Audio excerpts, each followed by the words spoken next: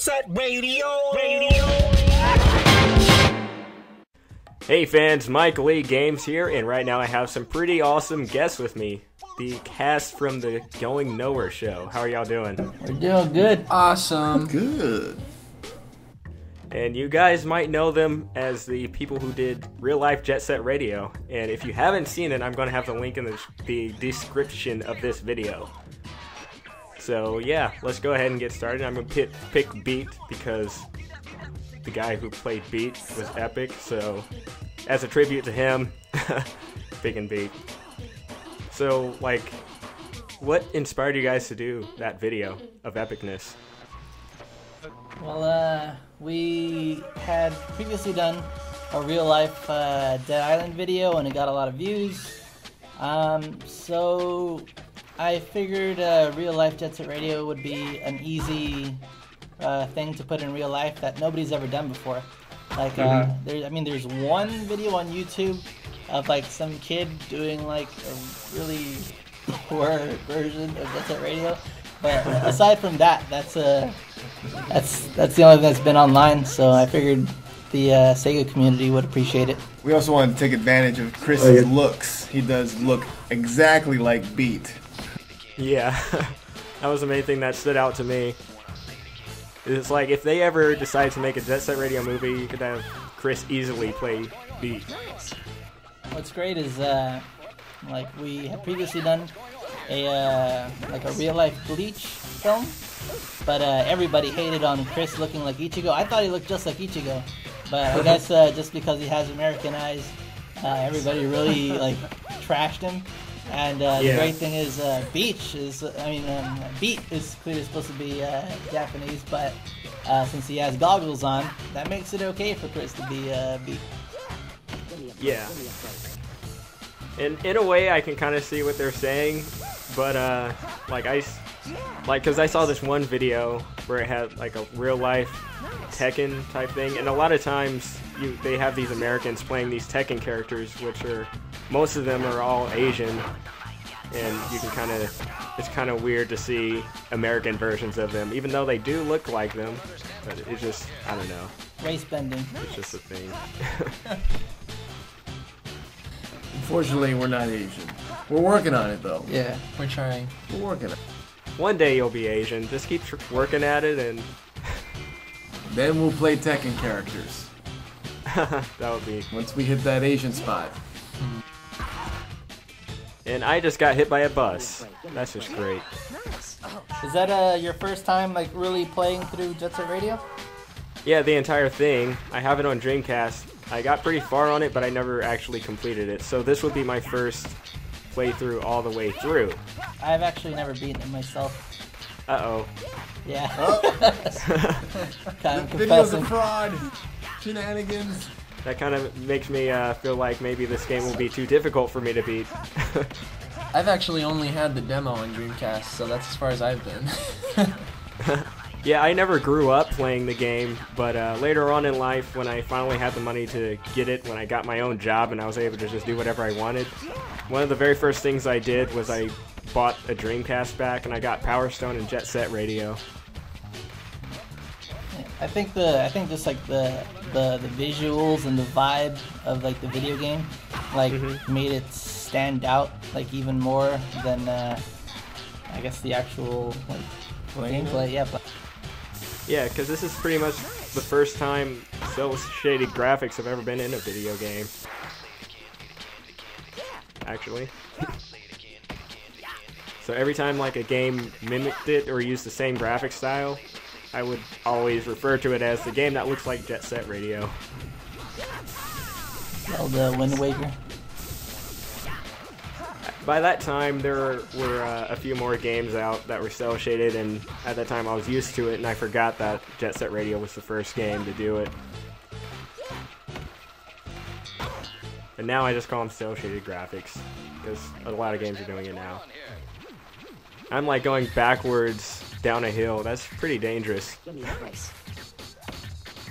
Careful now. Okay. I'm not doing all that great right now. It's a good thing y'all can't see because y'all would be embarrassed to be watching me. Yeah, I'm trying to tag a bunch of these love shockers. My favorite for Dreamcast was always Crazy Taxi. I'd play that game over and over. Yeah, I never played the Crazy Taxi games. Oh, you have to. You missed out. Yeah, and I'm probably gonna get a lot of hate for saying that because I know it was a super popular game when it first came out. I just wasn't one of the people to actually play it. All right, time to pick it up. They even made it to arcades. Yeah. But the cool thing is on the Dreamcast they have little challenges that you can play, so it doesn't end at just the picking up of people. You have time limits on people, and you have these crazy mazes you have to get through without falling off of the cliffs and stuff. Pretty awesome. Makes you crazy. Crazy Taxi. Among Sega games, the one that I've missed out on that I've never touched is Knights. Oh, I have that on the Sega Saturn. I've never played it. And that one, I never played it when it originally came out either. But we actually finally finished that level, so we can finally move forward. Woo! Glad that's over. My favorite Sega game has to be for the Sega CD. What was it, the Echo the Dolphin? Oh yeah! That is true gaming. Horrible game. Oh yeah, did you guys introduce yourselves earlier in the video? Like, what are your guys' names? Sorry. Good question. Everyone Good will question. Are you gonna do us all, Larry, or are you gonna make us... We can go in order. I'm Larry White. I'm the director. I am Chris Cropper, and I was beat. Nice. Nathan Aaron, I was the police officer. Plural. Officers, yes. You were many. They were few. How did you clone yourself? That's my question. How were you able to clone yourself to be multiple cops? How the heck did you do that? Yeah, we have the technology. Larry's just very good with the rotoscoping. Yeah, pretty much. I had Nate run down the hallway multiple times, like from like closer and further away, and then afterwards I had to pretty much cut him out frame by frame, like all of his bodies going through, and then put them together. Nice. So we even have a little behind-the-scenes thing going on here. Yep. There are lots of funny stares from people because we were just behind a Panera Bread and a Starbucks, and people had to walk from the parking lot through the alley we were shooting in. So it was interesting little entourage we had there. I was really hoping the police wouldn't come thinking we're actually spray painting stuff. Yeah. Then you would definitely have real life Jet Set Radio. Yeah. Coincidentally, when we were shooting it, there was a truck passing by that said Jet Set on it. Are you serious? I'm serious. Yeah, it was like a tour bus or something. We were gonna take a photo with it, but then like it took off. Oh man. That would have been great to get. Yeah, we actually ended up wrapping WD-40 cans and like other cans with the yellow paper. So some of them didn't actually spray paint. Some of them were kind of dangerous to inhale. So, any other video ideas y'all have cooking up that you wouldn't mind sharing? Well, I figure you're gonna like something that's not coming out too recently from now, but I'm working on an all CG Sonic the Hedgehog film. What? Yeah. I'm gonna have to help you publicize that. I do have Sonic Shell after all. Yeah, I noticed. But you can see it. It's on like we have a channel on Facebook called the Saturday Morning Sonic the Hedgehog Project, something like that. It's real easy to remember. Yeah. I'm gonna have to see that. It's pretty much just supposed to be our own continuation of the Saturday Morning Sonic show, but it's gonna be a hybrid of the comics and the current Archie comics. I mean, I'm sorry, the show and the Archie comics. Have you ever heard of the Sonic fan film by Eddie LeBron? Yeah, I've been following that. Yeah, you two are gonna make some epic videos. Because actually, I kind of thought about how Eddie LeBron does projects similar to that real life Jet Set Radio thing, and I was thinking y'all should collaborate one day. That would be awesome. Yeah. Well, yeah, I'm looking forward to seeing his film. I hope it's good. Yeah, I'm sure it will be. But what else? I mean, We're toying with the idea of maybe doing a Crazy Taxi. speaking of Crazy Taxi, yeah. Yeah. We have some hypotheticals that we gotta If work you can out. do that without getting a ticket or getting arrested. And we've also been cooking up real life Super Meat Boy. And That's going to be disgusting. probably the soonest one that's going to come out is in the beginning of December. We're going to release The Hunger Gamers, which is pretty much like a cross between The Hunger Games and imagine like all the weapons that they run out to get are video game weapons. Wow. That one's going to be pretty epic. And using game characters, not just the idea. You actually have Link and Star Fox kind of cool. Well, the people aren't the characters, just their weapons, and they kind of resemble the video game characters a little. Get with the program, Chris. Come on. Sorry. He took a nap when we were filming. You didn't get the facts. I didn't get the facts. I was in the bathroom. Yeah, we actually just finished the final level for the playthrough, but now we have a cutscene to watch.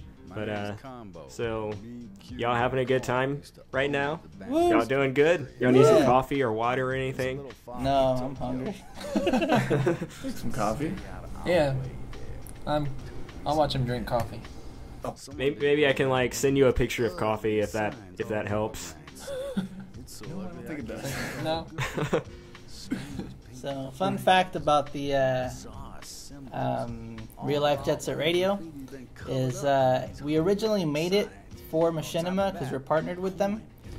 And when we gave it to them, they rejected it. What? Yeah, the quote unquote reason was what was it? Not of brand interest. That was the reason. Wow. Should you be disclosing this? They actually did the same thing with me. On Sonic's channel, I did not on Sonic's channel. I had another channel up, but I did an interview with Mike Pollock, the guy who does the voice of Eggman from the Sonic games, and they were up for doing it at first, but then all of a sudden it's like they had a different reason, and then they just rejected it. I don't know what was up with that, but Yeah. still thankful for being partnered through them. They're awesome for that. Yep. So, I mean, considering that we made it and it wasn't really supposed to survive outside of Machinima, like, we got a decent response from the video. Mm-hmm. I think it was worth. I think it was worth it, just the fact that Sega paid attention and posted it on their Facebook and Twitter.